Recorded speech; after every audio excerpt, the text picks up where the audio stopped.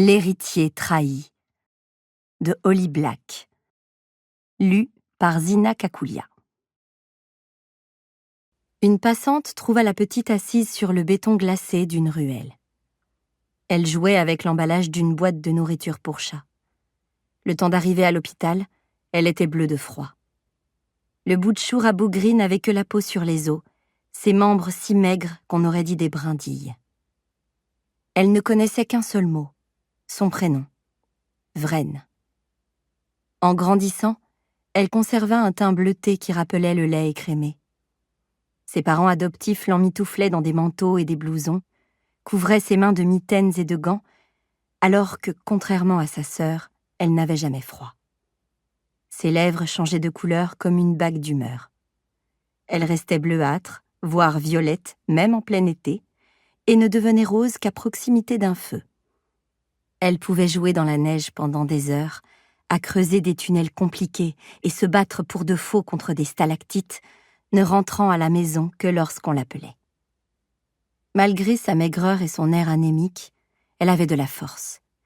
À 8 ans, elle était capable de soulever des sacs de courses que sa mère adoptive avait du mal à porter. À 9 ans, elle disparut. Enfant, Vren lisait beaucoup de contes de fées. C'est pourquoi, quand les monstres vinrent, elle sut que c'était parce qu'elle avait été vilaine. Ils s'introduisirent dans sa chambre par la fenêtre à guillotine. Ils remontèrent la partie basse du châssis et lacérèrent la moustiquaire si discrètement qu'elle continua à dormir, blottie contre son renard en peluche préféré. Elle ne se réveilla que lorsqu'elle sentit des griffes sur ses chevilles. Avant qu'elle puisse crier, des doigts lui couvrirent la bouche. Avant qu'elle puisse donner un coup de pied, ses jambes furent immobilisées. « Je vais te relâcher », déclara une voix dure avec un accent qu'elle ne connaissait pas. « Mais si tu réveilles quelqu'un dans cette maison, je te garantis que tu le regretteras. » Étant donné que, ça aussi, ça ressemblait à un conte de fées, Vren veilla à bien respecter la consigne. Elle ne bougea pas et ne fit pas le moindre bruit, même lorsqu'ils la libérèrent, et même si son cœur battait si vite et surtout si fort que sa mère risquait d'en être alertée. Une part d'elle, égoïste, aurait aimé que celle-ci accourt, allume le plafonnier et fasse fuir les monstres. Ce ne serait pas comme d'enfreindre les règles si quelqu'un se réveillait juste à cause des battements affolés de son cœur, non ? « Assieds-toi » lui ordonna l'un des monstres. Docile, elle obéit. De ses doigts tremblants, elle enfouit son renard en peluche sous les couvertures. À la vue des 3 créatures à côté de son lit, elle fut prise de tremblements incontrôlables. 2 d'entre elles étaient grandes, élégantes, avec une peau grise comme la pierre. La première, une dame à la longue chevelure pâle retenue par une couronne dentelée en obsidienne, était vêtue d'une robe confectionnée dans un tissu argenté qui bouffait autour d'elle.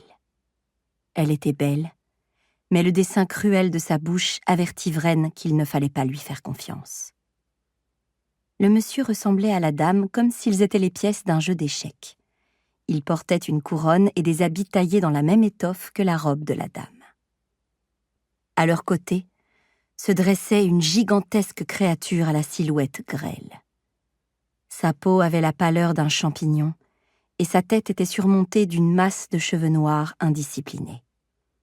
Toutefois, l'élément le plus remarquable chez elle étaient ses longs doigts semblables à des cerfs.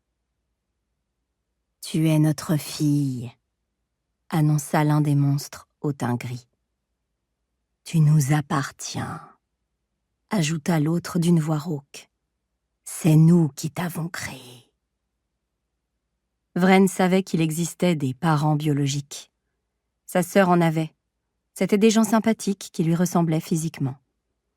Quand il lui rendait visite, il venait parfois avec des donuts ou des cadeaux, voire avec des grands-parents. Vren avait souvent fait le vœu d'avoir des parents à elle, mais elle n'aurait jamais cru que ce souhait ferait naître un cauchemar comme celui qu'elle vivait en cet instant.